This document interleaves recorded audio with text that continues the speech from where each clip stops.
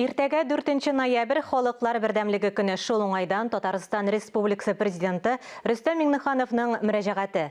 Кадерле Татарстанлылар, хөрмәтле ватандашлар, сезне күп милләтле Россия тормышында үзенчәлекле урын алып торган Халыклар бердәмлеге көне уңаеннан котлыйм. Илдәге фетнәне җиңеп, чит ил баскычларын куып чыгарганнан соң 4 гасырдан артык вакыт узса да, халкыбызның тынычлык, азатлык, шәфкать һәм гаделлек идеалларына тугрылыгы традицион рухи хәзинәләргә һәм килер көннәребезнең якты буласына ышанычлы, элеккечә үк какшамас булып кала. Сынауларны бергәләп үтәргә һәм куәтле дәүләт төзергә мөмкинлек биргән бу сыйфатлар безгә яшәргә, эшләргә һәм авырлыкларга каршы торырга көч бирә. Туган телләр һәм халыклар бердәмлеге елында гражданлык тәңгәләребезнең мөһим бер өлеше булган чорлар һәм буыннар арасындагы нык бәйләнеш аеруча ачык сизелә.